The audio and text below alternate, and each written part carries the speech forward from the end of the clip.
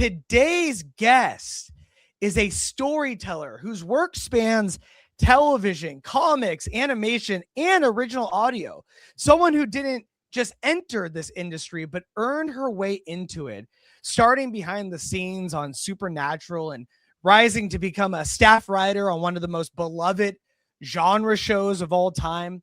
From there, she's gone on to shape stories inside the DC universe, writing for characters like Tim Drake during one of the most meaningful and culturally impactful moments in that character's history, while also creating original work like Red Rhino and contributing to projects like The Bright Sessions and Passenger Lists. Her storytelling consistently lives at the intersection of identity, emotion, and character. And that's exactly what we love diving into here. Meghan Fitzmartin, welcome to the Evan edition. Oh my gosh. I need you to introduce me in every room that I ever walk into. Holy cow. We like to make people feel welcomed here, and it's such a pleasure finally getting you on the show. For those of you that don't know, Meghan and I met at Fan Expo, my first foray into the convention world, and just had such amazing conversations. It was like so easy with you. And it was like at the end of the night too on Saturday. So everyone's like pooped and exhausted. The end of the night on Saturday, I think I had just flown in from London. Like I was still jet lagged. Wow. And I had like also done Thanksgiving, and I was so so much lovely conversation. I was like, these conversations are only going to go one of two ways. Yeah, seriously. Yeah, no, I know. You travel a lot. Yeah. You're like Carmen Sandiego. I'm like, where is Meghan now? Is the traveling for work? So it's I live part-time in London, and so I go and so I live in both London and LA, and so I sort of split my time between both. And then that is also spread out between conventions. So I was just in Orlando, and then last week I was in Anaheim for WonderCon. So it's, who knows? And then I also just like really love to travel. So at the same time, like I was in Bulgaria and Istanbul a couple months ago. So cool. that was the other thing. We had met at the end. I think it was my fifth city, in like third country. Wow. Or fourth country, fifth city, fourth country, 3 continents in like a month, in the month of November. That's wild. I was tired. I was beat. I can't believe you still, because like you travel so much for your life, when it comes to your relationship, when it comes to work and the conventions, but then you still have a passion for just traveling in general. It doesn't, like, you're able to kind of separate the two. You're like, well, that's not traveling. Like that's part of what I do. Regardless, I still want to go to Istanbul. I still want to travel and like see the world. Does that influence your storytelling at all? Like, 1,000%. yeah. Okay. 1,000%. I think that travel is so important for empathy. I think storytelling is about empathy. And one of the best ways to cultivate empathy is by traveling and seeing how other people live, and like recognizing that like the culture and the history of the spaces that we exist in, and knowing that like my story is not the only story that exists. My narrative of being an American woman is not the only narrative, and like being inspired and encouraged by all of the narratives out there in the world, I think is not just like my job as a storyteller, but also our job as a human collective. No, 100%. And I mean, you've had quite a story and journey of your own. I remember, when we first met, you talked about originally working, with at-risk youth, and even considering becoming a youth pastor. What did storytelling give you that made you, pivot from that path, or did it influence the storytelling path from that journey? Oh, 100%. Jesus told stories. Do you know what I mean? Like faith has always been a space that matters a lot to me, but faith has always been a space that has introduced me and helped me understand stories, and vice versa. because we are nothing if not creatures of metaphor. And that is so well represented in faith-based spaces. And I really do sort of separate the two, because I think that like religion can be a difficult thing, and like it's a difficult thing for a lot of people, and especially audiences that I love and care for so much. So I never want to like embrace, like I never want to put that on anyone. But I think that we Right. are creatures of faith and belief, and like we all believe in something, even if Something. yeah, Yeah. like we all have an ethos. And I think that that ethos is so incredibly powerful. And my my faith, what it gave me was it taught me how important it is to love, and that stories teach us how to love. And so for me, my path towards being a youth pastor and my path with working with at-risk kids, or any type of teenager in general, is continues to sort of really focus what I want to do and the stories that I want to tell, which is just that we are loved. People are loved, and you belong to stay, like you belong on this earth, and I'm desperate for you to stay on this earth. And that is every single story that I tell. I always come from this space of like, if one person reads this and knows that they are loved, great. Done. Done and done. Done and dusted. I love that. Do you think that's why your stories tend to feel like very emotionally grounded and like very like empathetic in your characters? It's certainly the goal. It's certainly, I think, what I strive towards. I think whenever I am coming up with a story, I always come from the emotions angle. Like if I Mhm. even if I'm pitching on an IP, right? Like even if it's not a story that I'm coming up with myself, but I have had such an amazing chance to work with amazing different IPs that have mattered to me so much throughout the years. And Yeah. every sort of entrance point that I've always had is, what emotion am I missing from this thing? What is my emotional way? And I always have to know what my emotional way is in any story that I tell, be it for IP or be it for an original story. I really love that. Were you already writing at that time, or did that come later? At which time? At the time when you were like working with at-risk youth and thinking like, I want to be a youth pastor and like go Yeah. down that road, were you already writing? Yeah, I absolutely was. Stories were my safe space. I I was a bad student in that, like, I love school and I Yeah. love learning. I do not love learning in class. It's why Same. I chose to like, if I was like, oh, I really want to work with kids, my other people, the normal response would be, obviously teacher. And I was like, absolutely not. Absolutely Yeah, cannot I'm be not going teacher. back in the class. Yeah, I don't want to go I'm not back going there. back. And also, I knew myself, and I would be the worst teacher because I'd be like, "You guys don't need to be here for this. Go learn this over here." And like, I was like, "That's not maybe what the message of the teacher should be," because I don't know. I feel like you'd be good. You'd be like Mr. Feeney, you I know, really or well, that's that's no sign. I always strive to be Mr. Feeney. I do think that like school is important, and I think that going is very important. But I think part of it that I was like, this is not meant for me specifically to teach in this space or be in this space, is that it I do believe in like different types of formats are very crucial for learning. And so for me, when I was in the school space, what I needed was to like daydream while I was listening to the Mhm. teacher, and then I'd go home and read the book. And so I sort of figured out the structure that worked best for me.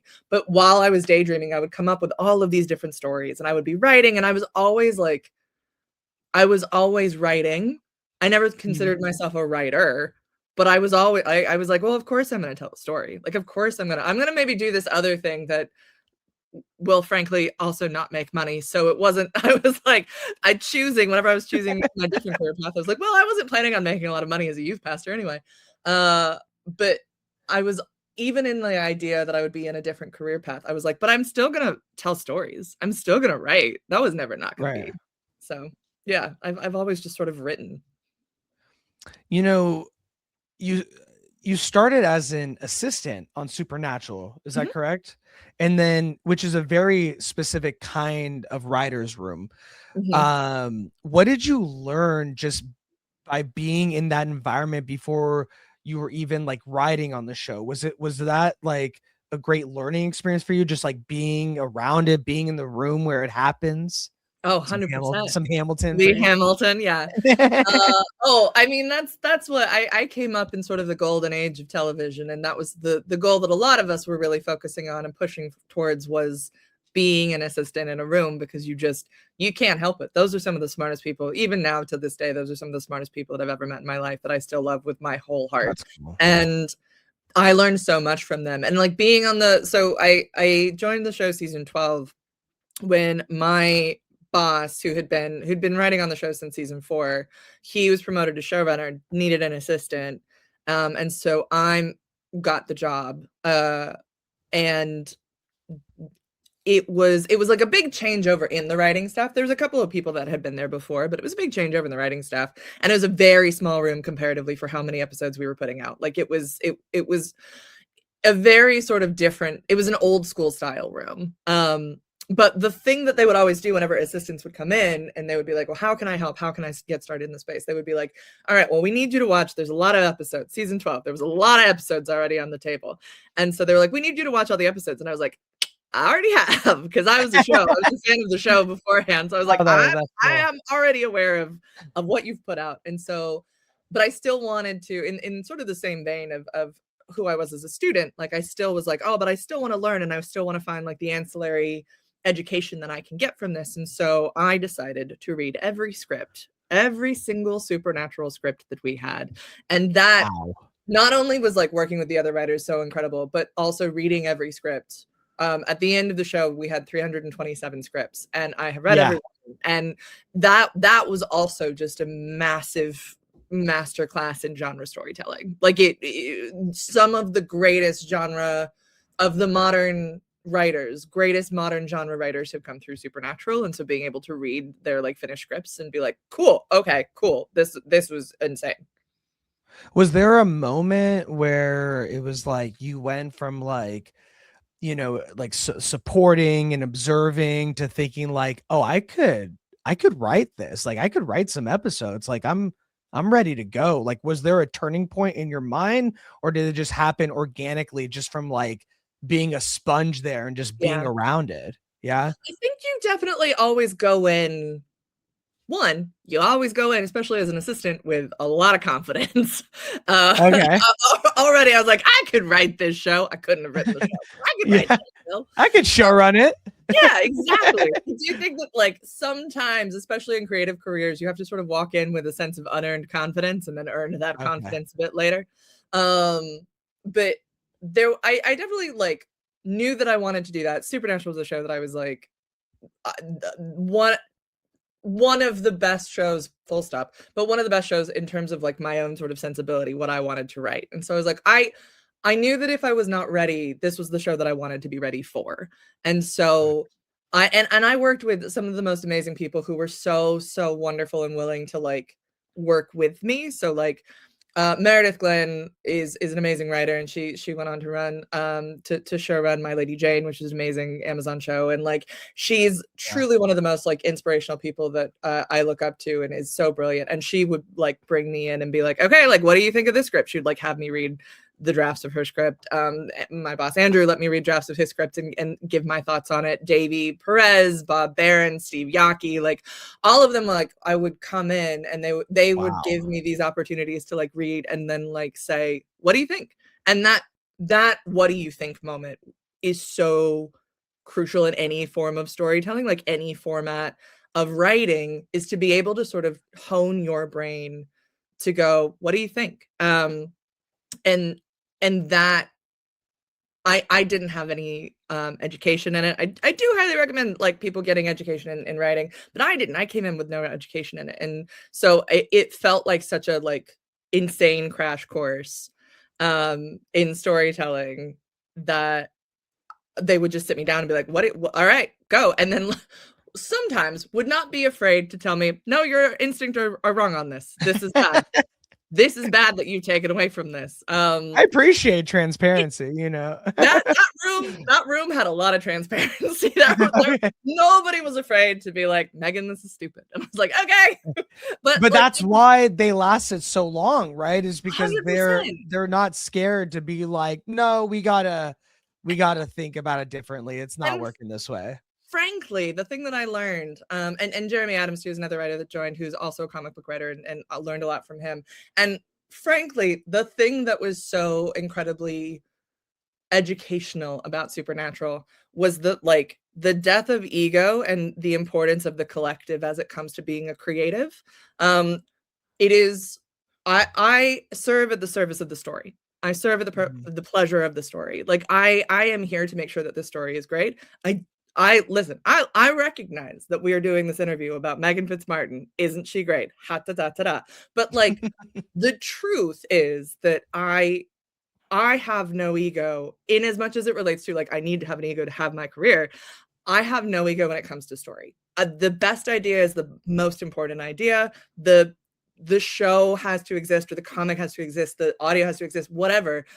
I am a piece of that as a collective creative, and we are all working together to make this collective creative art piece to make the world a better place. Man, I love that. That is really cool. What was like the hardest part of making that jump to staff writer? Oh, I mean, it's a scary. It was easy. No, I'm just kidding. It was not. It was not. I'm sure it was like intimidating because, and at the time when you were, it was closer to the end, right, than the beginning at that point. So this is like a big monster IP rabbit fan base. Like people live and breathe Supernatural. They Carry On My Wayward Son is, has been on repeat in their minds for over 10 years, is crazy. And so, was that intimidating factor a big thing when you made that transition, or were you just so in it? It was like, no, this is just what I do. The nice thing about it is that like, there's so many questions that you sort of asked in your one question that I don't know that you realized you asked all these different questions. I'm gonna ask you 50 questions in one question. I love it. I love it. Keep on your toes. It's so to answer the question of like, was I overwhelmed coming into the story at that time? I was not overwhelmed by the fandom because I love fandom. And I, to this day, am still so incredibly grateful for fandom. I think that fandom is one of the most important natural resources that we have, and we should actually like promote it and celebrate it, which is why I wrote my comic Mary Sue. And I think that fandom itself does not scare me. And I think that is really important. A lot of people go into fandom-y spaces or like things that have a very large rabid fandom and be afraid of it. And like, you can't. Like the thing that I learned, the lesson I learned, and I almost wish that every single person could have been on the Supernatural writers room to like learn the social media and fandom lessons that I learned, which is like, tell a good story.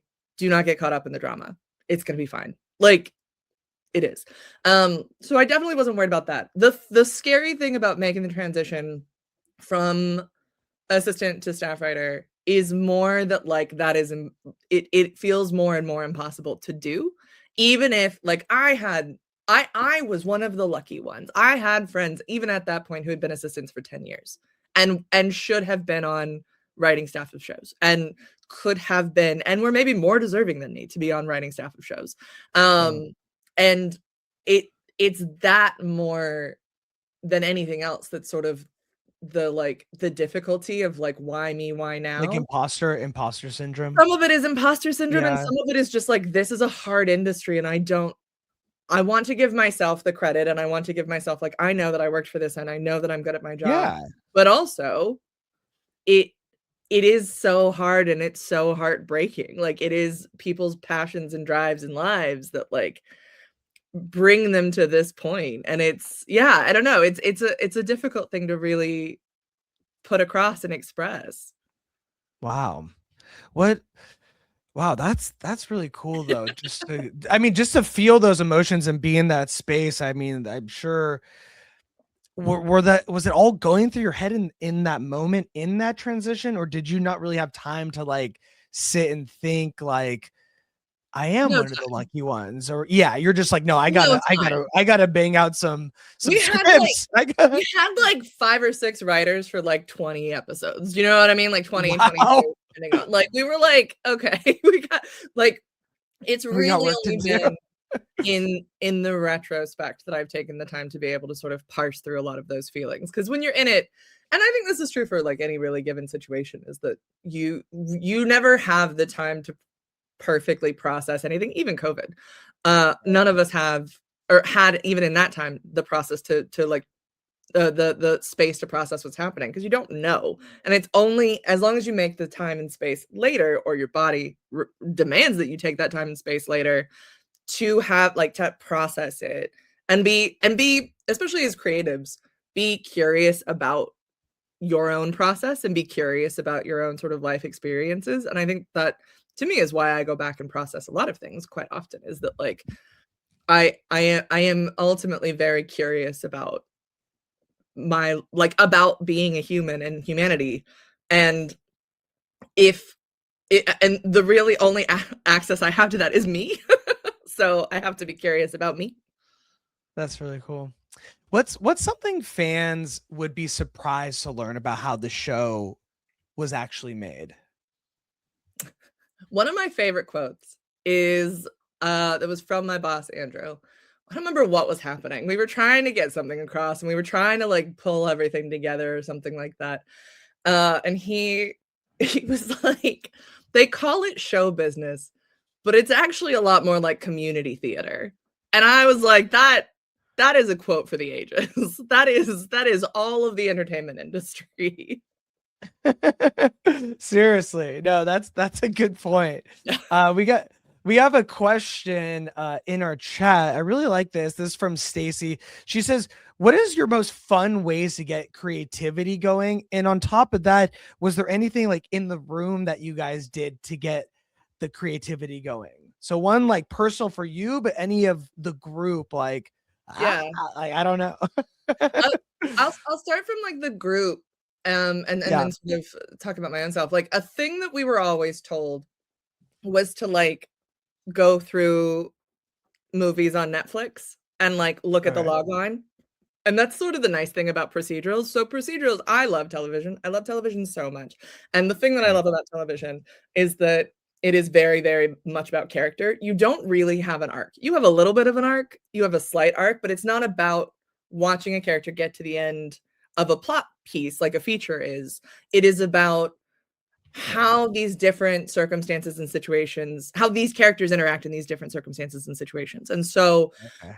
the sort of creative space for that in our room sometimes, and this wasn't everybody's, but definitely one of the suggestions that like my boss would give whenever a new writer would come in, for instance, is that like go through, I don't know, look at Die Hard. What would Die Hard Supernatural look like? What would St. Elmo's Fire Awesome. Supernatural look like? Like it was like taking those types of concepts and seeing how you could put them in this procedural story. Wow. And like, how do these characters interact in this way? Because it will be different. It will not be exactly like Die Hard.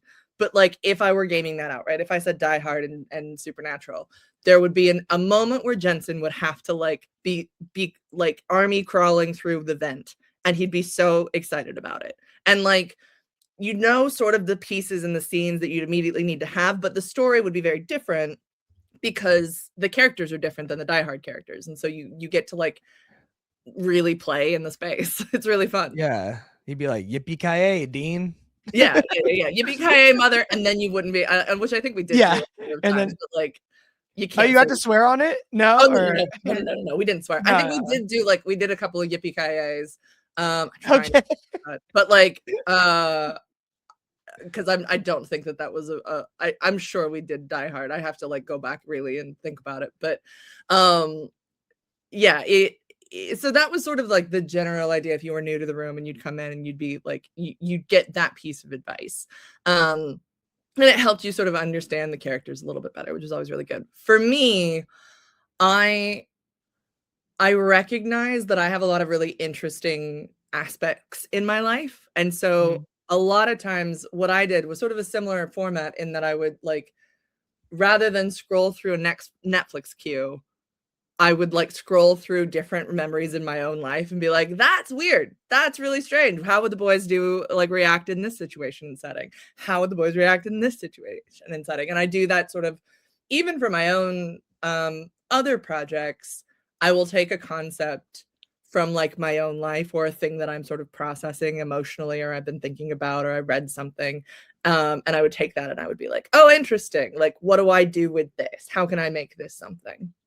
That's really cool. I love that you're able to like put your head in that space and like the what if Mhm, of it all. mhm. I also like Acres.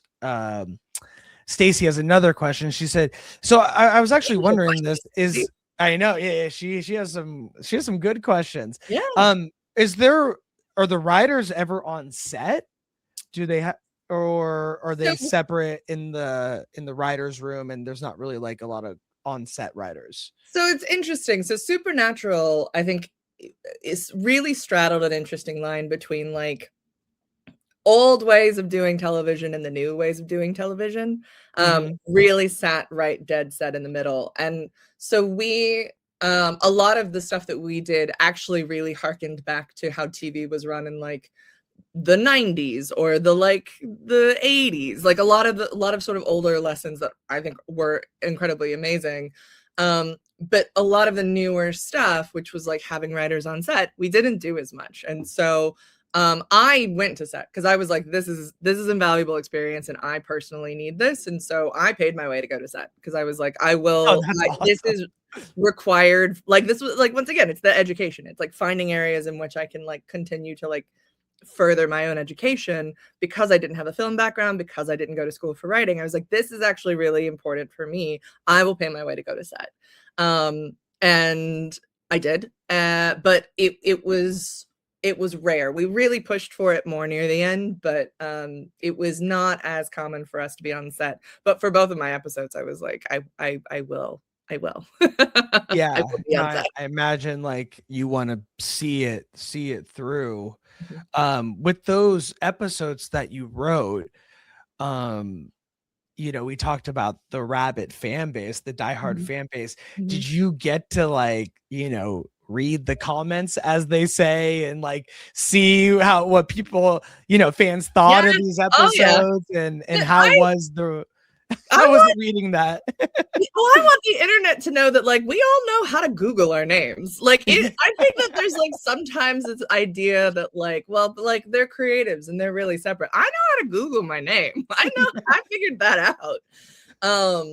I don't do that as much anymore, but I especially at the time I think it was really useful and encouraging. The another sort of life lesson that I learned on the show, especially when it comes to social media, is that like you will not I love reviews and I'm really grateful for reviews and think pieces, but the thing that Mm, always I find more useful was always the live reactions. Um, that that is more realistic. So there would be some times where like people would like react really favorably. Not even sometimes it was my episode, sometimes it wasn't, but people would react really favorably and then they would be like think pieces later. And it was really interesting, sort of this like dissonance of like, I don't know how to process that because also part of this is recognizing that like people would engage with TV differently. And so for a lot of people, it was always really interesting. I could always tell on Twitter who had just started watching the show week to week after having mm. binged it on Netflix for like 12 seasons. And then all of a sudden you're like having to sort of Interesting. separate it week to week.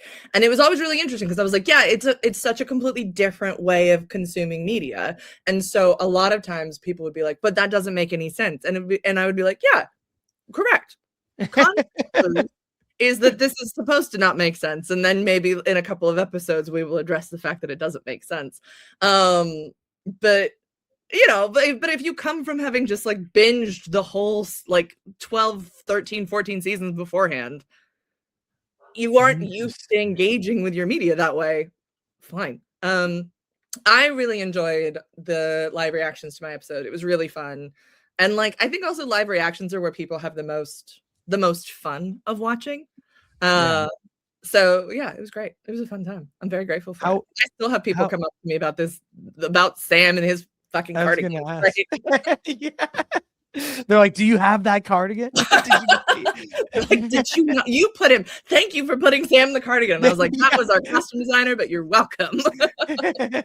It was my plan all along from when I My was an plan assistant. all along. Um, it was that really cool to see, like, just, you know, from script to on screen, seeing like what you wrote actually like actualize on the screen. Like, how was that for you? It's always really weird. I I love directors. I think directors are amazing. And I find it really important for myself personally to know what makes a good director and not a good director. I am not a director, though. I do not have a director brain. I don't have any real interest in directing. And so when I turn in a script, I'm like, cool, my job is done. I am grateful for the time, and I'm here if you have any questions. But like, I am practicing producing more, and like I think that is a really important skill set that I want to do more of. But from a directorial background, like standpoint, that background is just something that I don't have, and I really respect other people's jobs in that way, and like the expertise that they bring to that. And so to me, it is almost like a completely different experience. Once like I turn the script in and hand it over to the next person who does their job, be it like an artist for comics or the director or the sound engineer and the director for an audio thing, like it is gonna come back so different in a way that I so enjoy, because I'm like re-experiencing the story, because I've turned in the best thing that I possibly can, and now I get to experience it in a brand new way. And it's so good. That's really cool. You've written in so many different mediums at this point. You've written across TV, comics, animation, audio. Those are all completely different storytelling muscles. When you sit down to write, how do you know which version of yourself to tap into? If it's interesting. If it's coming from a specific, so like say for instance, it's coming from an IP, or if it's coming from a publisher or a producer or whatever, I know what kind of brain I have to have, right? Like, cool, I have this commission from like Audible or whatever. Great. I know that this is an audio thing. I can put myself into that space a little bit more. I sort of know what I'm going into with most projects, and so I can kind of adjust accordingly to that. And so I don't know. I don't necessarily have a brain that I slip into, except for when I've been doing a lot of I've been creating a new practice for myself recently that is, what if I don't think about the format at the end? And like that's been really fun. And that's been a really cool exploratory space of like, I have this story that like I'm probably not going to try and monetize, and I'm not going to do anything with it. And so what if I just like, today I'm going to write like in my practice for like 30 minutes before I have to do my actual work. What if I write 30 minutes in like an audio format? What if I write 30 minutes in a like prose format? What if I write 30 minutes in like as if this were a comic? And like it's the same story, but it's playing in different formats for it. And that's been really fun. That's really cool. Which one gives you the most emotional control, do you think? Ooh. So I think of formats. I think that any story can be in any format. I think my job as the writer is learning what the strengths of the format are to then create an incredibly emotional reaction. So, because I think that we all have incredibly strong emotional reactions to different stories, and it doesn't matter what the format is, which to me means that therefore every format has a way in emotionally.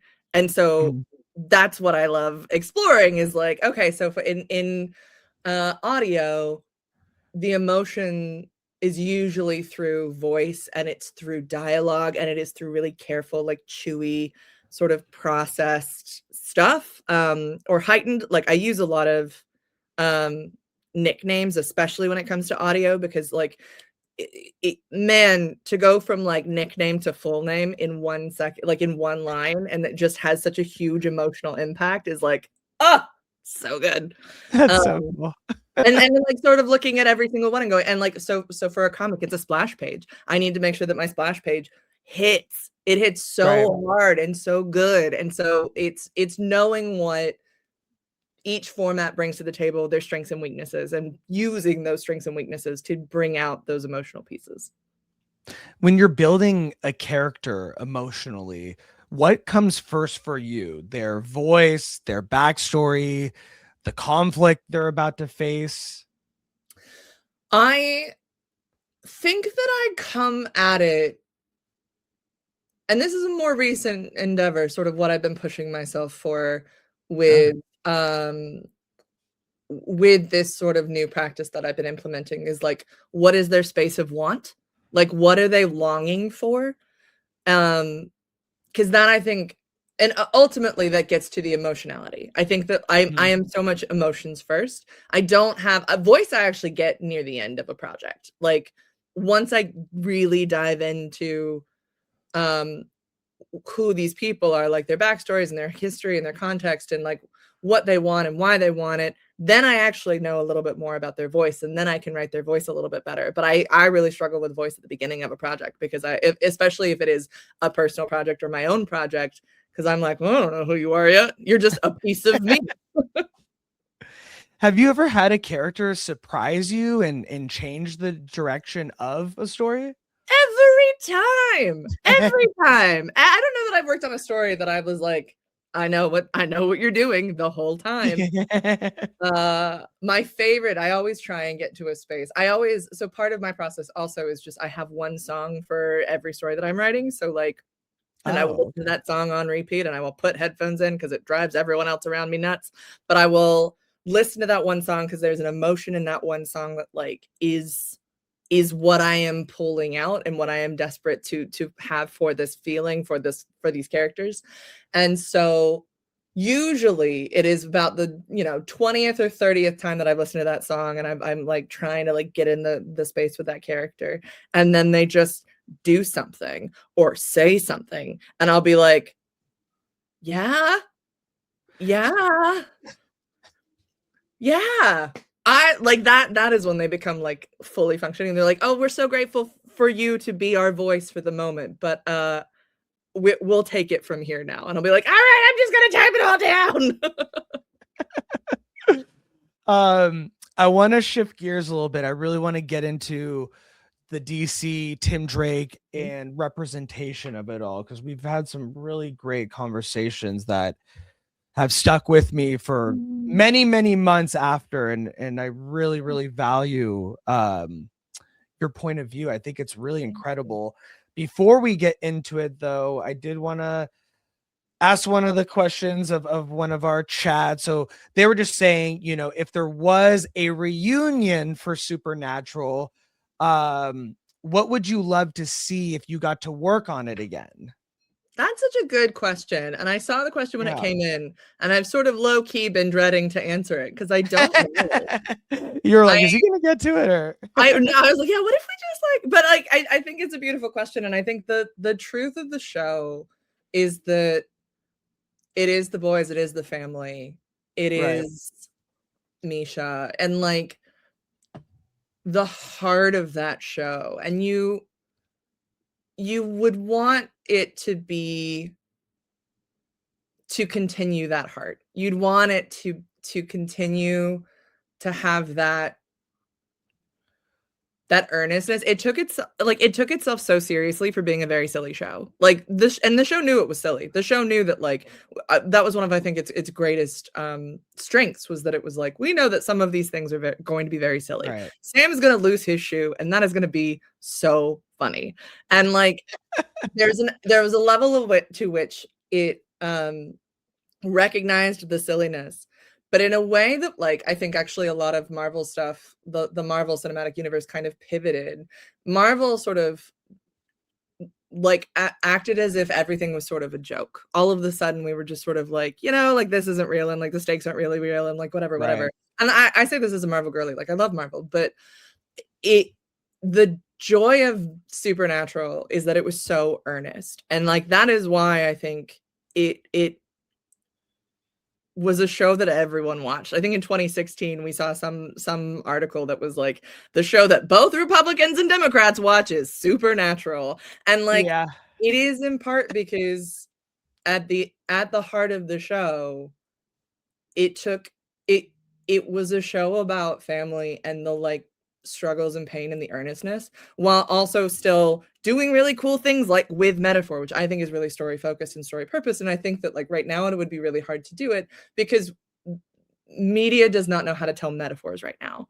And and that is upsetting because that's the whole point of genre. Genre is a massive metaphor. And so what I would want is, I think, a hearkening back to that earnestness and the heart of Supernatural, which is that it, at the end of the day, is this earnest story about people who, like, these guys who, like, have no business trying to save the world and doing it anyway. It is a message that I think we perpetually need. And so for a reunion, that's what I would want, is just like a hearkening back to the heart behind it, and recognizing that, like, that is good. And that is what we are working towards, is working towards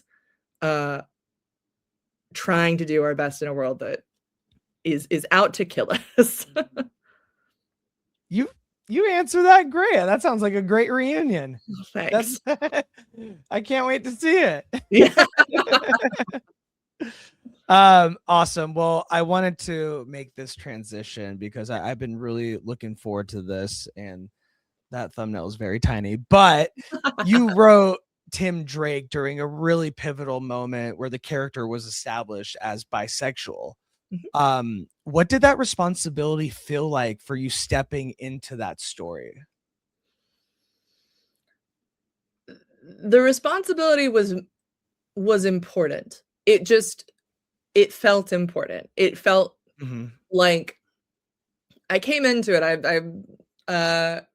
My editor called me, and I had done a Tim Drake story already for their Future State event. And they were like, would you like to write more? And what would that be like? And as I do with all of my stories, I sit down and I think of, like, what is the emotional story that needs to be told? And honestly, a thing that I didn't really talk about, but sometimes, what do I feel like this character has to say, especially for characters that have been around for a long time? And I sort of did the same thing with Supernatural as well, of, like, I believe that these characters being around for so long does not mean that they don't have things to say. They absolutely do, because human experience is so massive and wide. So there's so much that these characters still have to say. And so I was sitting with it and I was like, but what do I think that Tim wants to say? And I reread a bunch of books, and I sort of went back and looked at the heart and the history of things. And truly the story that I kept coming across was this idea that, like, what did he was hiding something, and he wasn't allowed to let that shine. He was hiding something, and it was a piece of his identity that was just not allowed to be out. And so I was like, cool, I guess it has to be this. And I couldn't really think beyond that. Like, I sort of couldn't, like, go beyond that level of responsibility, because it was just that it had to be that, like, this was the story first. It had to be that this was the heart of the story, and you go from there. You cannot think about anything else other than that. Wow. Yeah, I really love that. I think for him to just explicitly say, like, like, in that's like, yes, like, Tim Drake dates boys. I think that is very boys and girls. I think that is incredibly important. Right. Tim Drake dates but boys and girls. But it was like under the assumption, like, oh, he is heterosexual, like, he dates girls, and to just explicitly be like, and he also dates boys. Yeah. Period. And it's like, I love that. Was that something that was already in motion when you came onto the project, or did you have creative input in shaping how that part of Tim's identity was explored? I was lucky in the sense that I had not been the first person that had brought that up. Okay. Nor had I really been the second. So I was lucky in the sense that it wasn't, there was precedent to it. There was conversations that were already happening that I wasn't part of, that, like, there was the sense of, like, yeah, guys, I mean, obviously, right? Like, there was this sense of, like, yeah, we haven't told the story, but, like, I do think, like, there's something there. There does feel like there's something there, like, from the stories. And I literally, like, whenever I brought it to my editor, I had pulled clips, or, like, not clips, but I had pulled, like, panels, and I had pulled, like, different stuff from different books to be like, what is the heterosexual explanation for this? I'm happy for there to be one if there is one, but I'm just because I certainly could not tell you what that would be. And so I came into this with already like those conversations sort of like there'd been no plan, but the conversations had been had. So that was helpful and useful. Yeah, because I was going to ask you, when you're writing a character, navigating identity, especially one that's been around for decades, how do you balance honoring what came before while still allowing the character to grow in a meaningful way?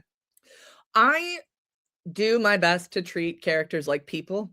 Like, I know that sounds so weird and basic, but like if I were friends with Tim, and that's how we all feel about all of these characters, right? Like part of the reason why 100%. fandom is so strong and why the emotional reaction sometimes is so big is because these people feel like people. If we're doing our jobs right, these people Right. feel like people.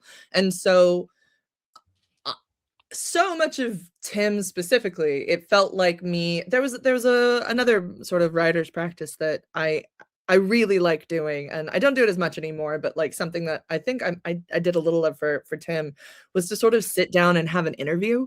I don't remember where I got this from. There was some sort of like blog or something like that when I was 16 and like just sort of printing off everything and wasting my parents' ink. Was somebody talking about like the most important thing was like to sit down and interview your characters and to like ask them probing Wow. questions and see how they interact. And so I remember doing that for Tim a little bit and was like, what's your deal, man? Like, why not this? And why haven't you done this? And like trying to act as if that like this character has existed and has a continuous history. And operating from that function that this is a human that I want to like this is my friend that I want the rest of the world to know. That's really cool. Do you feel any pressure from fan expectations in moments like that?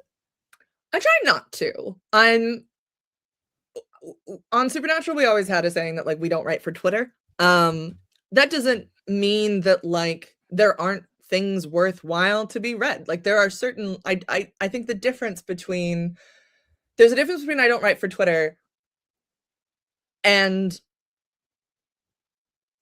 like full stop and I don't look at Twitter at all versus I I am aware of criticism because criticism makes me a Mhm. better writer and being able to sort of be aware of like what is the like top line conversation that's coming out of this. That I think is really necessary. And I think it is really important to be aware of the criticisms and to constantly be like, oh, okay, like is that what I'm trying to do? Is that who I'm trying to be? Like as an empathetic person, is this coming across? It will never dictate story because story I think is the most crucial and important. But I have some biases. I have systemic things that move and shape the way in which I go through life. And so I'm always trying to be aware of those things. But I ultimately, at the end of the day, do not write for Twitter. I do not write for um the whims of however people think that they want at any given time because I just don't think that that makes for good storytelling. Um and so it does and it doesn't. I think knowing how people feel about a thing is always really useful, but sometimes people are just not going to Mhm. like something and I disagree with why they don't like it. Do you think about the audience members who might be seeing themselves in that story for the first time while you're writing it? 100%. That is in fact why I wanted sort of Tim's realization to be a gradual unveiling rather than just like this is my identity forever and now and it's this and him rather than that because like I that doesn't seem to be the only experience. Do you know what I mean? Like Yeah. there's a lot of levels to which it's sometimes like that's interesting. I wonder what that means. That's interesting. I wonder what that means. And I think that so much of representation to me is recognizing that like I cannot engulf everyone's experience. That is not my job as a writer, but I can Right. focus on a part of that experience and try and support and encourage other stories that aren't those experiences but are similar too. Um, I think it is recognizing the responsibility while also allowing people to be people and not having that like the weight of the world rest solely on this one story. Does that change how careful or intentional you are with certain scenes? I try and be intentional and careful. I know this isn't your question, but I do think that like I try and be intentional and careful with every scene that I write in that sort of context. Like Right. it the truth is, and this is true for anything, every format never feels like it's enough. Like I never feel like I have enough pages to tell to tell the whole story in television. I never feel like I have enough pages to tell the whole story in comics. And so for like the 22 pages of a comic, or I only really got 30 pages for Tim's coming out story, Supernatural, we wrote around 41 pages. And so Okay. that's not a lot of space. And so for every Mm. page, there was at least another page that didn't get put into the script because there just wasn't time or space. And so you have to, as a writer, it is about what I am putting in, but it is also about what I am leaving out and why am I leaving that out. And so I have to be very careful. I think that like that makes me very careful and very intentional for every scene that I write, because it's very much like if this gets made and if this gets put out into the world, then this other thing doesn't. And pros and cons of that. Right. What's something about writing for DC that people completely misunderstand? Like whether it's the creative freedom, the collaboration, or the process itself. There's so many people that make these books. I think Mhm. it isn't, and we talk about the writers, we talk about the artists, we talk about the colors, we even talk about the letters, but it's the editors, it's the art designers, it's the marketing guys, it's the like I love the folks at DC so much, and I have so much respect for them, and I like them as people because they're all creatives who are just trying to do something really cool. They're just Mhm. like, and working in a business, and art and commerce is always a really sort of squicky place, but like it there is so much more to the under the surface that goes into making these comics. And I think that like sometimes writers or artists get a lot of credit, and listen, I'm happy to have credit. I love credit, but I'm not the only one that makes these things, and I'm not the only one that like works on these projects and cares about these projects. Like the level of care and consideration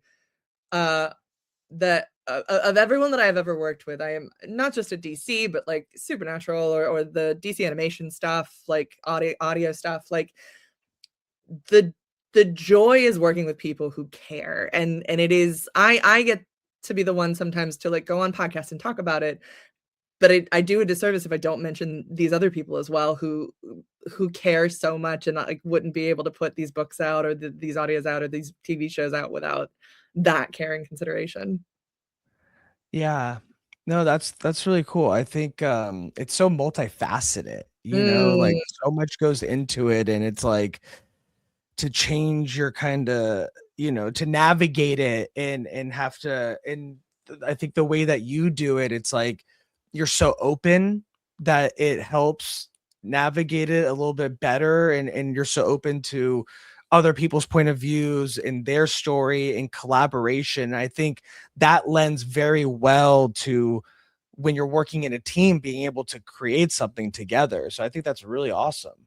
thanks. I think it is important to have vision. Like I know what I want the story to say. I know where I Mhm. want the story to go. But at the end of the day, we are all trying to tell the story together. So I can be the decision maker if I need to be, because sometimes that is the most useful thing in the room, is to have somebody who's just like, we're gonna do this. This is what's happening.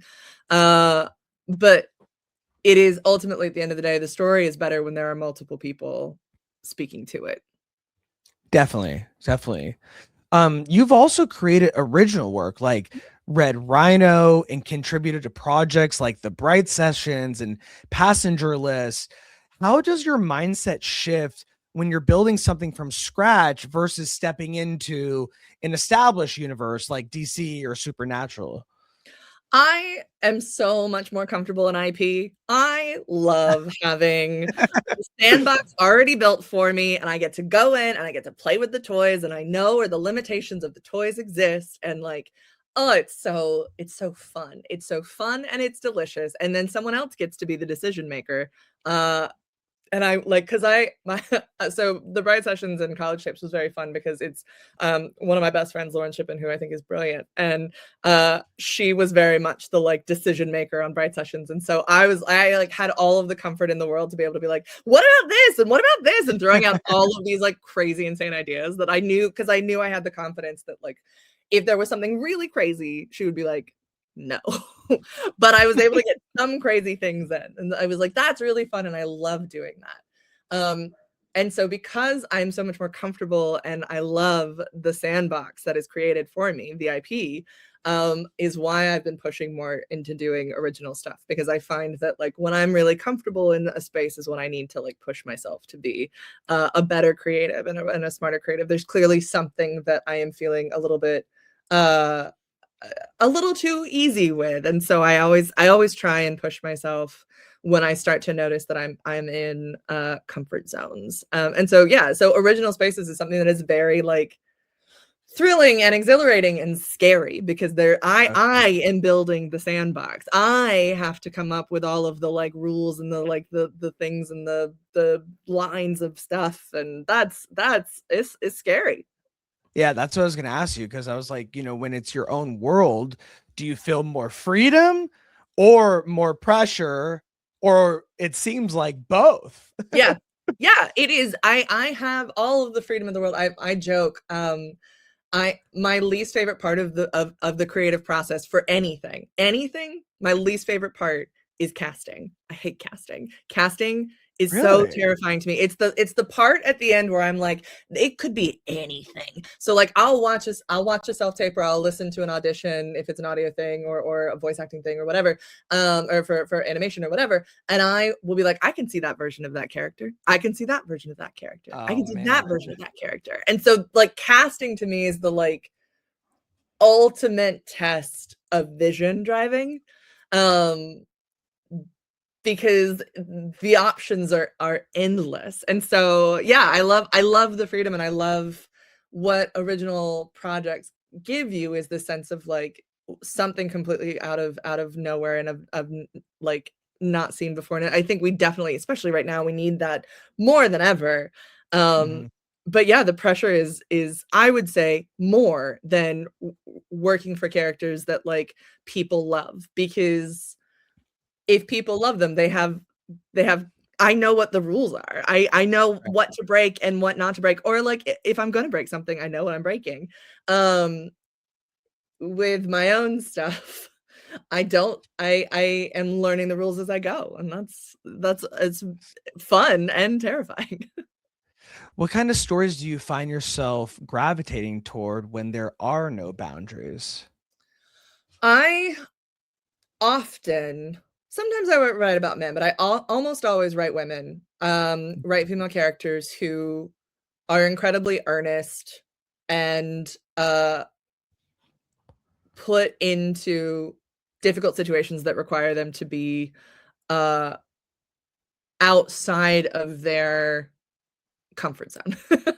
I love like I grew up very sheltered. I grew up very um, scared, for lack of a better word, and I I feel like I'm just constantly telling that story of myself trying to get myself out of that sheltered space and into the real world, and like the good and the bad of it. Like I love stories that are dealing with like um thinking that you believe one thing and it turns out you believe something else, or the person that you thought was this like nice person turns out to be a horrible person, and how do you deal with that? Like I love stories of the world completely changing around you, and how do you move through that. Do you do a lot too based on your own experiences? I do. I mean, Mary Sue's a really good example of like, uh, I grew up a fandom girly. Like I was a fanfic girl and I will be a fanfic girl to my dying day. I got in on the like fanfic.net, and I even the GeoCities sites and the Angel Fire sites. Mhm. Fandom is a huge is such a crucial piece of my existence and my identity, and so I pull from there. I pull a lot from my own religious background. I pull a lot from or religious upbringing rather. I pull a lot from I've been trying to do essentially like a pitch month, because I think that makes that practice, writing a pitch or like coming up with a pitch, is very different than writing a story. And so like trying to practice both of those skill sets at the same time, I think is really useful. But yeah, I mean, Mary Sue is just very much pulling from my own my own background and experience. Where did the original idea come from for Mary Sue? And for those uninitiated, why don't you let the readers or viewers know, the premise of Mary Sue? Great. So Mary Sue is about a teenager who writes fan fiction for her favorite TV show, and the Mary Sue that she writes about comes to life when her ex-best friend reads her fanfic to the school. It's very much a love letter to fandom. It's a love letter to the communities that like shape us. The thing that I love about fandom are the people that you meet and how that changes you, and how your identity can I saw so much of this with supernatural fandom. Like the thing that I would hear a lot from people is that like they would understand their sexuality from watching Supernatural, or their gender, or their understanding of self, like all of this stuff, these stories that make us who we are. And the fandom then is a community that helps us process it. And so I wrote Mary Sue about Cassie, who is, around 16 and struggling, as I certainly was at 16. I don't know about anybody else. And it came from a conversation with my editor at the time, who then moved to a different publishing house, and I was so sad. My editor Elizabeth is also wonderful. But I was working with a editor, Daphna, who is brilliant and I think is just so smart, and is also very much in fandom. I think we were talking about one of the fandoms that we were very much into at the time. And I was like, oh, it would be really cool. Like, what about this idea? And I was like, the Mary Sue comes to life. And it grew from that, really. And Mary Sue is Penguin Random House. It is Boom and Penguin Random House. Yeah. It's Boom and okay. Yeah, Boom is owned by Penguin Random House, but yeah.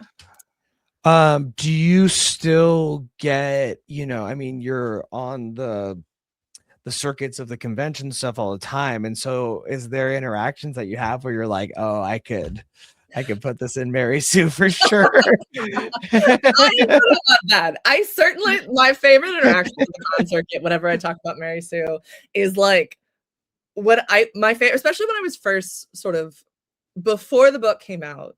I went to Chicago, Fan Expo Chicago, and it was really great because I was sort of practicing my sales pitch on Mary Sue to people, and I had like free stickers, and so I'd be like, talk to your local comic book store, whatever. And it was great to watch people's eyes light up at fanfic. Like in both the like terror and excitement, the like, I can't believe you said the word fan fiction out loud, and it's like, I know, it is.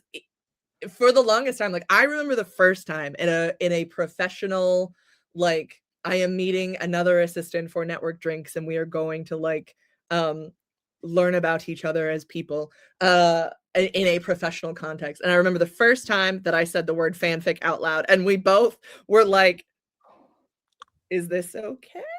Like it was such a like and that person is still one of my best friends, and I will be seeing later tonight. Very cool. It's such a unifier in a really, really cool way, and that's what I was trying to get across, I think, with the series Mary Sue, is this like, it's such community centric. Fandom is so community based, and to be able to like support and be enthusiastic about communities at a time where we're really losing a lot of community is so necessary.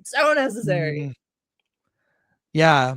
So you were threatened one time by I'm in your floorboard. Floorboards with a box cutter. Yep. Yeah, it was a tweet. It was a tweet that came across after listen, it was not my first death threat. It was just the most interesting death threat that I've ever gotten. It truly was the funniest death threat, because I very much was like, I have some questions. Are you okay? Are you breathing under there? I don't think I have floorboards. Where are you? Sometimes I live on a boat, very a la Tim Drake. Are you in the water? How is this working out? Secondly, what are you gonna do with the box cutter? Because they're not like they're bad, don't get me wrong, but I think at best you'll cut off something. That's not a lot. Like, it's not a lot. Right. Yeah, it's truly like I can't believe that. When I was looking at it, I was like, okay, wow, getting the whole fandom, all the sides of what fandom really is. That, I mean, when you open yourself up, especially putting yourself out there, and with the internet these days, I mean, I've even seen it with my show, you know, putting yourself out there and being, you know, open to people commenting on your looks. And I think what was it? It was like, oh, this guy looks like Ed Sheeran mixed with Bill Burr, or like something like that. I was like, that's great though. That's nice. I was like, not bad, not bad. You know, like some of these digs, I'm like, okay, that's funny, awesome. People those are feel always away. my favorite, when they're like, I got you, and I'm like, I don't think that you did. Yeah, I'm like, no, I wish I had their money. I don't know. I love it. I don't know. It's not that I love it, I guess. I have a lot of empathy for it, because it's usually not about me, and it's like not about you. It's usually like, once again, the thing that I love about fandom, which is that a lot of times people don't have therapy, they have this. And it is so, we live in a time where like mental health is so hard, and there are not a lot of things for it. There are just these fictional characters that I have had the privilege to write, and I understand the ire. Sometimes it's horrible, and sometimes it's really malicious, and sometimes I'm like, ugh. The malicious ones are the ones where I'm like, go with God. You and I will never. Exactly. Yeah, like, it's like, all right, it's okay. bye-bye. Like, you can go over here and like exist in that space, and like I don't need to be like, you do not affect me, because your life is not going to affect mine, and I'm so sorry that mine has affected yours. But consider that. Look at that. Yeah, they won't, but they should. They definitely should. It does not have any bearing on me and who I am and what I'm No, doing. definitely not. Yeah.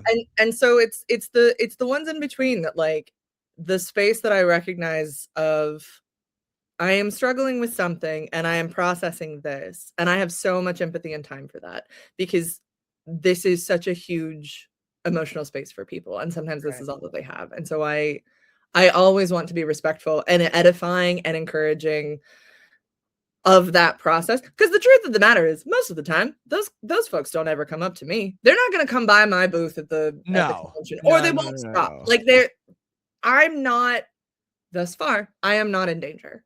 And so I recognize the power that I have in this situation, where I am in control of their blorbos. I am in control of the like special thing that like helps them get through a really tough time.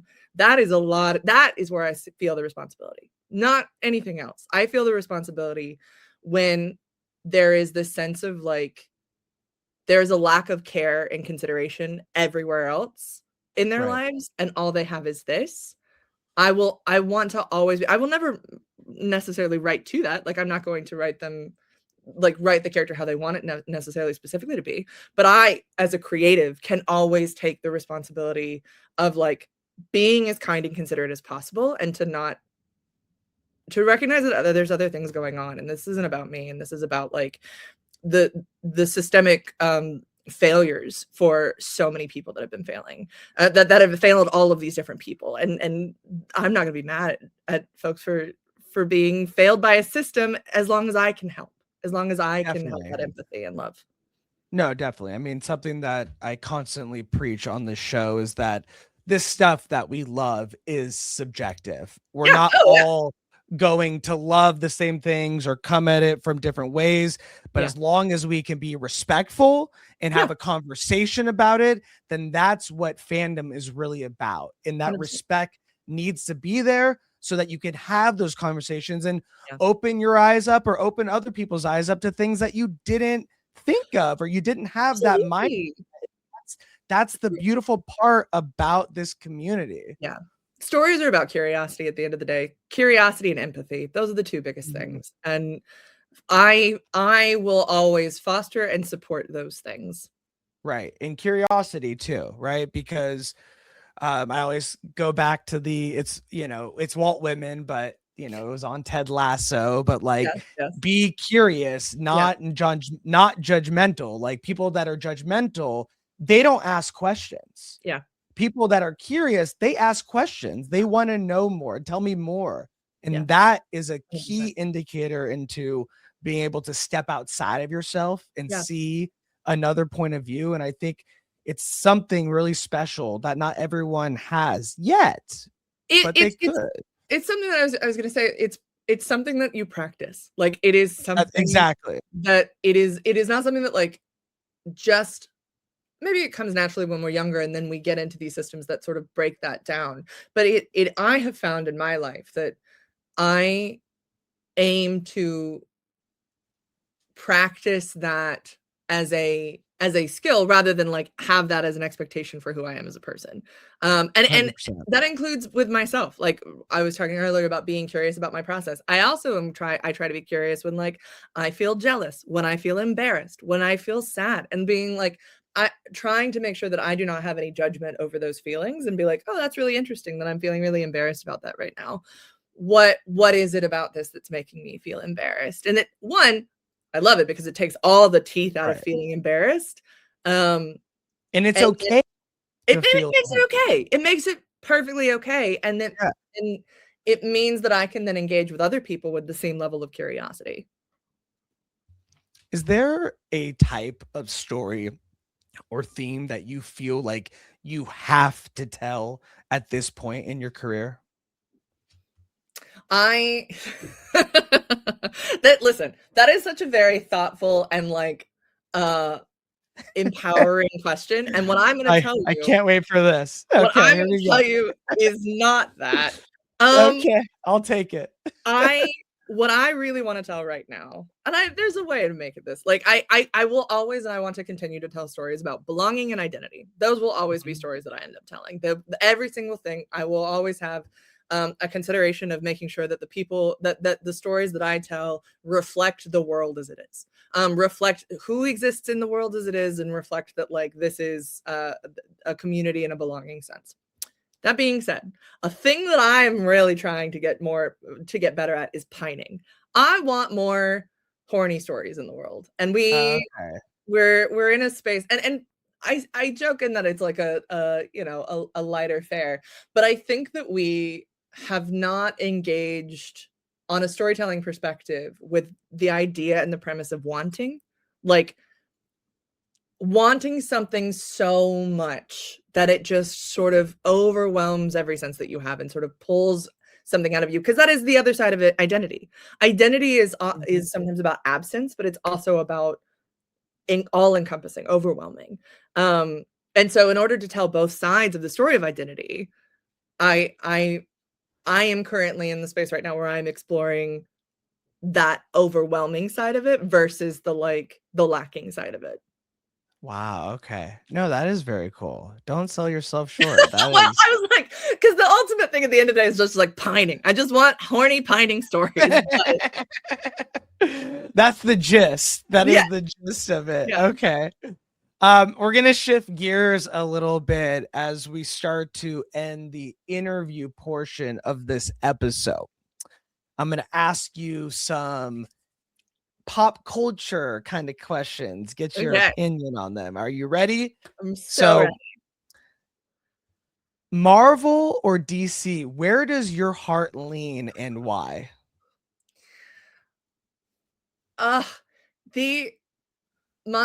My professional life is very DC. I grew up at Warner Brothers and like it's all very tied in.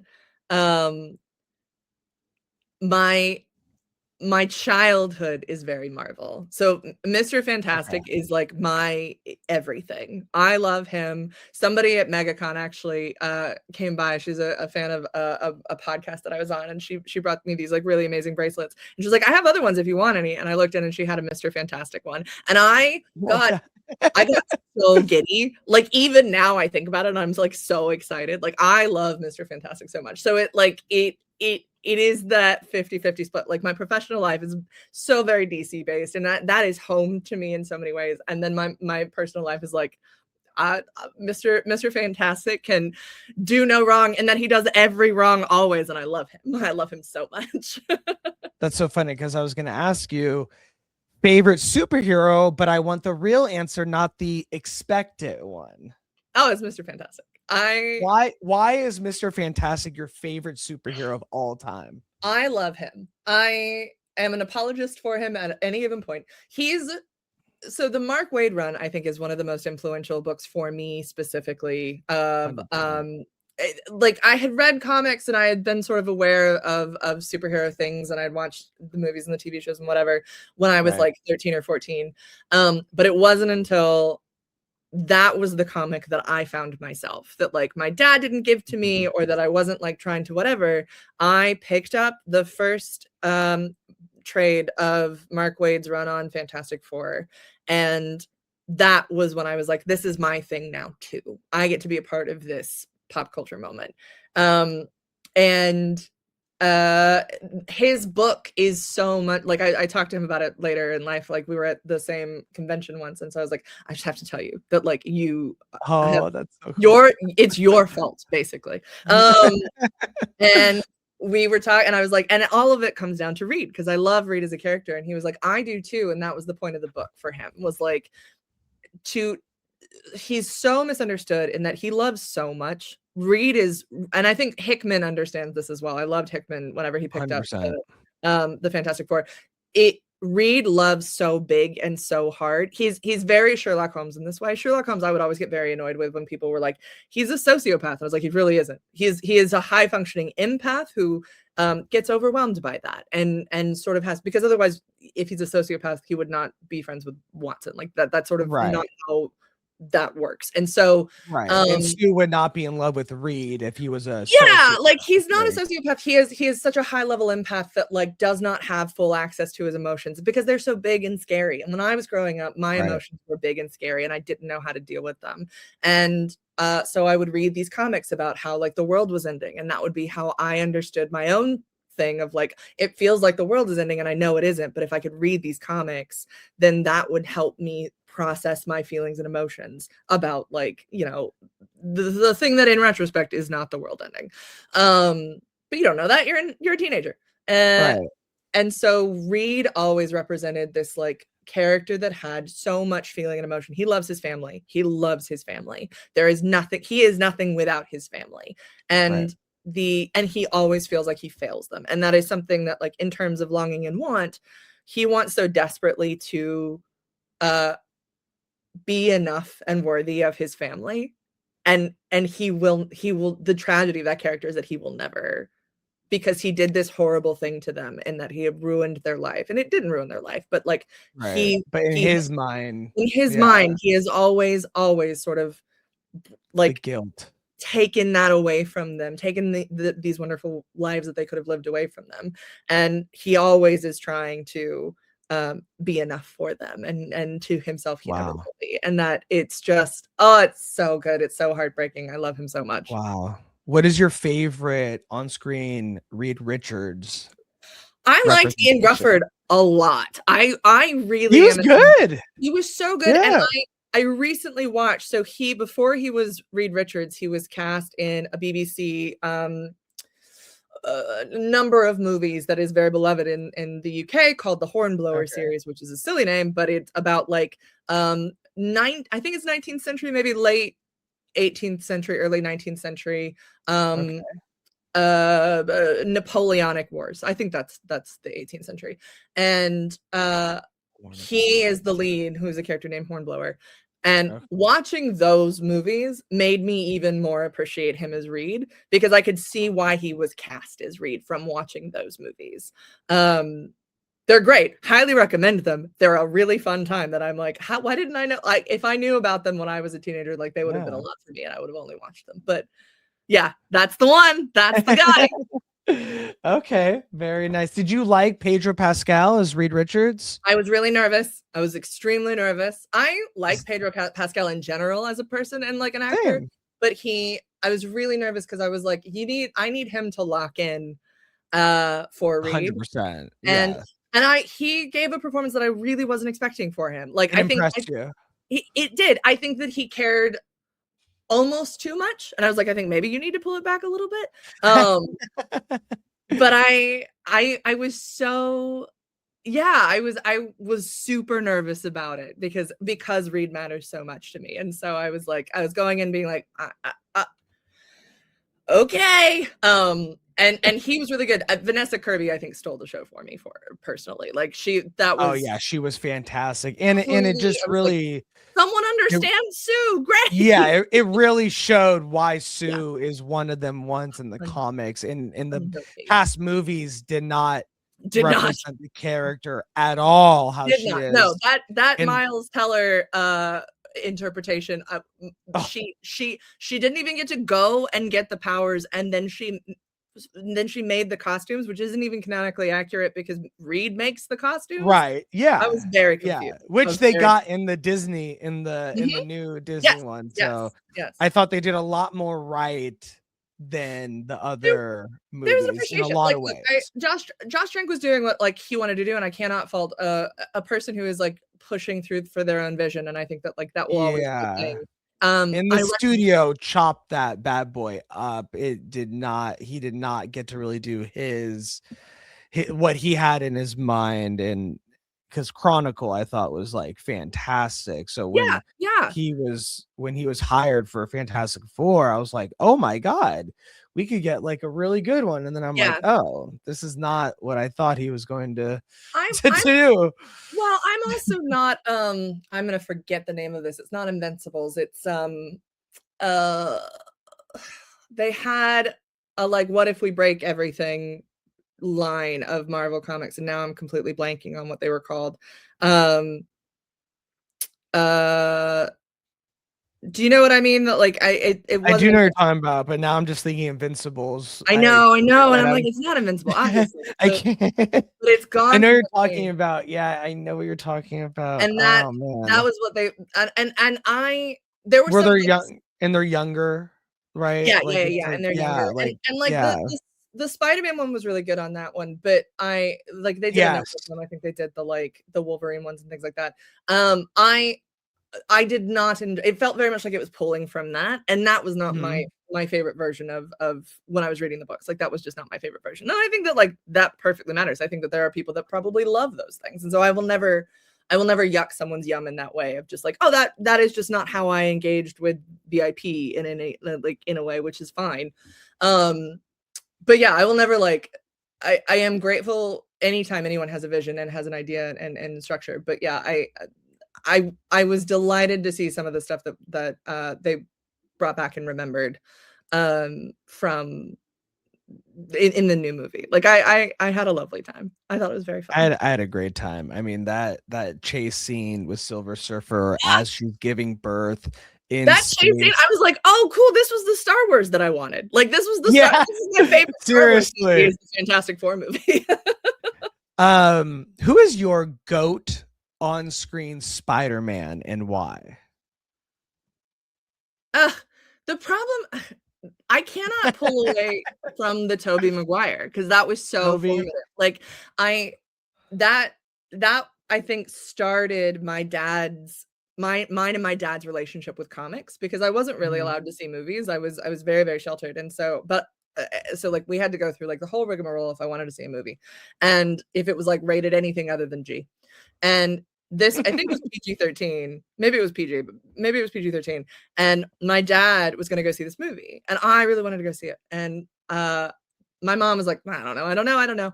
And my dad was like, it's a superhero movie, and I am taking her to see it because my dad loved comics growing up. My dad is a Marvel guy, and like so deeply loved comics growing up. And that to me was that moment of like, I am in this with my dad, and like that sort of familial feeling where he gets to share this thing with me. And so like it was the Tobey Maguire Spider-Man movies, and I will never be able to sort of like separate that feeling from, so like I will always be like, I'm Yeah. a Toby girl. Like, what is, in your opinion, the best superhero movie of all time? ooh, okay, okay. I want to give you like an out of left field answer, but I don't know that I'm gonna have one. That's okay. Um, Yeah. I think that my favorite. Do I mean this? I'm now measuring all of the questions, like all of in my head. It's all going through the brain now. Okay, I have a silly answer that's like, what if I do an out of left field, and then but I'm gonna give you my real answer first. I Okay. I think the real answer for me is Iron Man. I think that like it starts Mm, everything. You understand why it starts everything. That is such a good example of like like a fun movie doing superhero things, and like nobody having a lot of faith in themselves and doing it anyway. Like it's such a it's such a bet that works. Um definitely. and I love it. Like I will watch that movie anytime and have a good time. And I think that that speaks really highly of it. My If I was going to give you an out of left field answer, is the 10 Commandments. 10 Commandments. Okay. And Moses is What the is Moses if not a hero. superhero? Yeah. I mean, I was celebrating Passover yesterday and trying to Mhm. tell Erica about, I'm like, he split like the Red Sea. Like, do Yeah, you know? I'm like, have you like seen Prince got of water Egypt? from rocks. Like, Have you seen Prince of Egypt? That oh, cast is stacked. oh, Prince of Egypt is a lot. It's I'm so like, Martin Short and Steve, and Steve yeah, Martin are Steve in it. Martin. It's like, Yeah. Yeah. I um, mean, it's and the songs are all bangers. Deliver Us, come yeah. on. Like it's Ooh, I love yeah. this though. It just made me think, what is your favorite animated movie of all time? Has it been? No, I'm just That is kidding. high on my list. I'm not gonna lie to you. It's It's like very high on my list. I think it might be number one for me, it honestly. I'd have to look, I'd have to really I'd have to do a bracket because Okay. I'm very We can break it methodical. down. We can break it down. We can say, what is your favorite Pixar movie of all time? Oh, Up. Easy. That one I know. My Okay, favorite that's a Pixar movie is good Up. one. Okay. My I favorite love Disney Inside movie is Out a little bit too. harder in that it like either it is Lion King or The Great Mouse Detective. Um, Oh, that's it's good. it's a real Yeah. mix between the I 2. do love The Rescuers. The That one Rescuers is is also very awesome. good. No shade to The It's like Rescuers. immigrant story. Like Oh, it's yeah. it was awesome. I also deeply love, and this is one of those movies that like imprints on you as a kid, and then it matters so much to you, and you're desperate to make everyone watch it, and then everyone watches it, and they're like, "This is not very good," and it doesn't matter because it matters to me. But that Okay. movie for me is Care Bears 2. Care Bears 2 Ooh. is it hits so good for me, and I did make my friend who does not like anything animated watch it, and she walked away going, "Oh, I certainly watched this movie for you, Megan." And I was like, but I love Care Okay. Bears 2. Care Bears 2 for whatever reason hit really good. And my mom tried to get rid of that movie so many times. Yeah, That Black is Stacy in the comments was saying yeah, Black Cauldron. And Black Cauldron is like yeah, a Black story. Cauldron is sick. It was It's scared good. the crap out of me when I Very was a kid. scary. I was like, "Whoa, this is." That's why I liked Great Mouse Detective, is because Great Mouse Yeah. Detective had 2 jump scares that Or did scare me, and I Secrets of Nim. Secrets of ooh, Nim was Secrets of NIMH. really I read the book Secrets of NIMH and was like, "I have decided that I cannot watch this movie." Because, like, as, like as a very practically minded kid, I was like, "I simply won't be doing that, thank you very Yeah. much. This is a scary book. This is a scary book, and it will be a scary movie," and I was correct. What is what is, in your opinion, the best TV comedy of all time? Um, I best TV comedy. It's difficult because I there are so many, like, good answers for this. Yeah, The it's hard. in the Megan realm of, like, Megan media, Yeah. Uh, Ooh, I love that. Meghan Media. You gotta Meghan Media. TM that. Yeah. That hasn't been taken yet, I bet. Not with my spelling. It would probably be Hogan's Heroes. Ooh, okay. It Taking it is. back. I know. Once again, another one possible. Get Smart. Get Smart might just inch it up. Get Oh Smart is man, that's truly, really I think, good. It truly. wasn't the obvious ones, like No, Friends or The no. Office or Parks and Rec I or wasn't really allowed. I or mean, I Kevin like. said Golden Girls. Yeah, yeah. I wasn't really allowed to. So once again, like I come from a very sort of sheltered background, and so I didn't really have a lot of like. Yeah. What my mom would do is she would take VHS tapes to my grandmother's house, and on TV Land she would record the like marathon days that they would have. Yeah. And so like I watched was like Andy Griffith Show and I Dream of Jeannie, Oh, I Get love Smart, like I Dream of Jeannie's so good. And so Gilligan's Island, I've seen every episode. I of watched Gilligan's Nick at Island. Night all the time Oh, when I Nick was at a Night was kid, cute. That was, so I mean, like Happy Days, I Happy Love Days was good. Lucy. I think that Mary Tyler Moore Show was epic to me. Mary Tyler Moore Show is one of the best. Dick Van Dyke Show is one of the best. I he's think that so The good. Honeymooners is actually incredibly important television. Honeymooners Yeah. and I Love Lucy are probably two. Green Acres, I watched a lot. Petticoat Junction. Green Acres is the place. I was very much like not allowed to watch anything that was sort of being made in the 90s. And so when you were in the 90s. Oh yeah. I'll be in a room sometimes. I was in a room in December and we were pitching on something and I was like, it's like the A-Team or it's like Hogan's Heroes or whatever. And they were like, how old are you? And I was like, don't worry about it. Don't worry about that. That's not the topic we're on. That's not important right now. Respect my references. Just listen to me. I'm on to something. What is in your opinion, the best superhero TV show of all time? I think that Batman the Animated Series is probably the best superhero TV show of all time. Why is that? It both encompassed comedy and drama. It took itself seriously. It took its audience seriously. And does what you want things to do, which is to bring people in who maybe didn't know that this was an option for them. So Batman the Animated Series introduced a whole generation of people to comics and was like, this actually, comics are for you. In a incredibly accessible way. And yeah. I think that like while also being true to the characters and being funny and dark like it never but treating the audience, which would be the younger audience, like not asking them to be adults while also being like, hey, you can handle dark stuff, like this is fun. So I think that like that hits all of the right elements for me. And then second would be like the Justice League animated TV show, which was an incredibly formative that Hot Girl and Hot Girl and Green Lantern, Shayera Hall and Jon Stewart was like such a huge ship for me. And then I was so confused that it wasn't really in the comics because I was like, but I love them so much.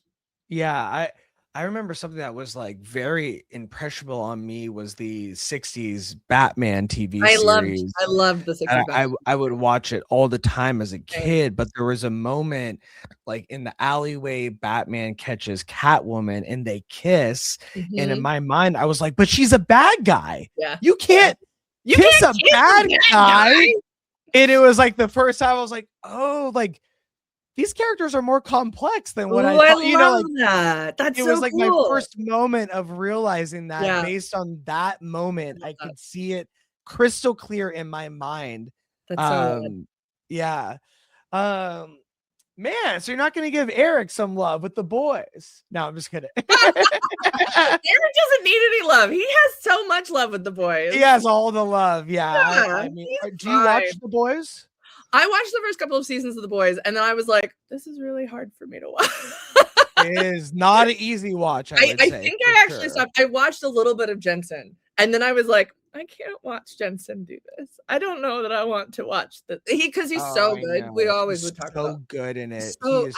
Jensen Ackles. I mean, listen, we had an amazing cast for Supernatural. Jensen Ackles not getting Yes, an he did. Emmy is insane to me. Like It's absolutely insane. he is one of the best actors of a generation. Like he truly and Yeah. not only is he a good actor, he is a very good director, and he is a very good like leader on set, which a lot of people don't really talk about in terms of like what you want your actors to do is to Right. lead the set and be the advocate for people on set because they have so much power. He is the like he and Jared and Misha are some of the best people on the planet, and I'm just so grateful to like know them and support them. But it is why like whenever they're doing like whenever he was playing, I was like, I am so supportive, and I can't do He's so funny in it. He's so good. I mean, yeah. I think that show is absolutely incredible. I think It is. Homelander is one of the best TV Yeah. villains of all time and doesn't get any love Yeah, I think for that's it at all to the way Anthony Starr plays it and how it's yeah. written. I think it's just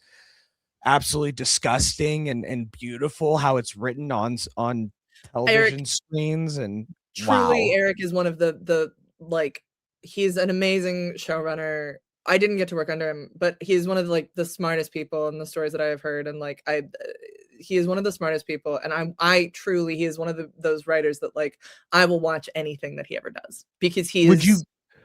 Would you get to interact with him at all, like when he would come on to set, or Sort would of, like he didn't or ever was really he just like, I'm on The Boys now, I'm he didn't busy, ever like really need to come on a set. We would definitely have conversations and things like that. Like I'm okay. not me personally. Like my boss, the bosses would always chat. And like we would always. I loved his assistant who became his producing partner, Michaela Starr, who's brilliant and just absolutely amazing. And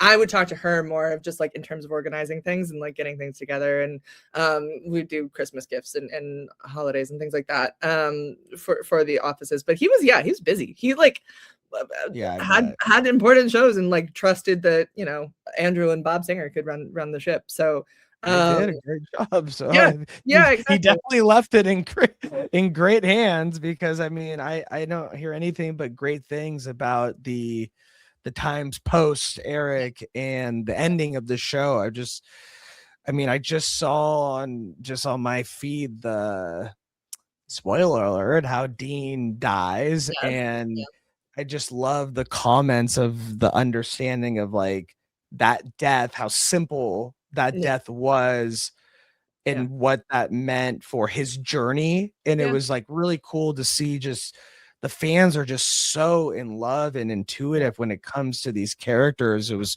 really cool because I was never a Supernatural fan. Sure. I didn't know when to get it. It passed me by, you know what I mean? And there's still time. You can start it now. You're gonna have a lot of late, like you're gonna have a lot of late times coming up. So like it's yeah, we'll see. I mean, I usually try and just watch stuff with my wife, or I get like one show in, but I truly think like if you Jeffrey's have a like, to like stay up, it's one of those shows where like I always try and like Dean like dies. exactly Oh, no. Dean dies. I know, spoiler alert. As if we didn't. But it is one of those shows that I'm always so encouraging of people to like if they have any sort of like they're doing like overnights on things, or if they're like cleaning, it is a show that creeps up on you in a way that like is so, from a storytelling perspective, is just a magic trick. Like it feels like a magic. I mean, I was a Buffy guy for a long time, and old school WB, before CW and Smallville, for sure. Especially the first 4 or 5 seasons, I was like heavily into it. And then when Erica Durance came on as Lois Lane, I was like, this is everything to me.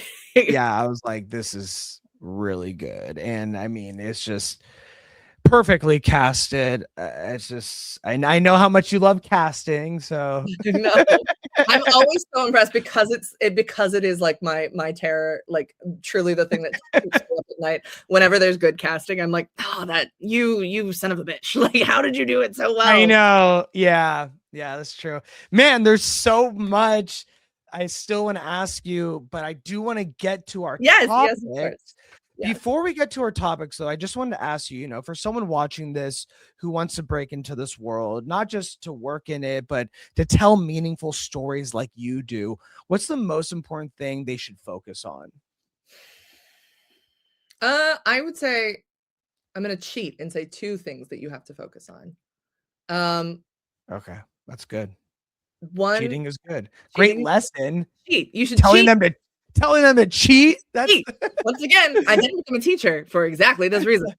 Uh, the I would say that, like, one of the reasons or one of the things that I would focus on is, like, making your own stuff. I think where we're Mhm, at currently, this is more of, like, the specifics of where we are at as an industry in any type of entertainment, is, like, it is it has never been more imperative that you make your own things now. And so in terms of being an empathetic person, you also can only do that if you make things. Um, mhm. so do it. Make the thing. Like, absolutely really put a lot of effort into, like, making the thing, completing it, and putting it out in the world. But like even if you don't want to put it out in the world, uh it it is still so necessary to make and complete things more than ever right now. So I would say that, like, that would be my major focus on the one end. The other end would be in community. You need people around you. You need other people to, like, make your stuff better. You are not as smart as you think you are. You're a lot smarter than you think you are, and you are not as smart as you think you are, in terms of, like, we need each other to tell stories. You need a creative community that tells you, like, stories. Do not be afraid to talk about your pitches on something. Do not be afraid to talk about your story ideas. Even if somebody steals your story ideas, that is something that I hear a lot from, like, definitely early career writers, that, like, they're like, oh, I don't want somebody to steal this thing. They won't. Even if they do, even if they are, like, a dick. One, you now know not to talk to this person and, like, not to engage with this person. But 2, even if they do take that idea, it will never be the way that you tell that idea. It will never be the same story that you are going to tell. So, like, don't worry about it. Do not sacrifice community for the sake of convenience, for the sake of this thing. Like, community, I think, is the more important aspect, and will make you a better storyteller. Will make you a more empathetic storyteller, is if you engage with your community. And that is also how we make each other better. Like, if you look at historically speaking, writers sort of all come up at certain times. And that is in part because of the community that they're supporting each other in. And, like, it teaches you how not to have that ego and how to recognize that, like, I mean, listen, some of them did have an ego, some of them still do have egos, but, like, the more that you recognize that you are part of a global culture of telling stories, the more you become an empathetic storyteller, and and the more you are championing other people, the more you champion other people, you will be championed as well. But like, when you push down and you act as if this other person getting this opportunity means that you won't get this opportunity, you're just making yourself smaller. I've been sort of working from a bird's eye perspective versus a worm's eye perspective, and asking myself the question of, like, is this the worm's eye point of view, or is this the bird's eye point of view? I love that. I love that. Megan, this was honestly such a thoughtful conversation, and you can really feel how much intention you bring to your work, not just as a writer, but as a storyteller who cares about people and what these stories mean to them. So thank you so much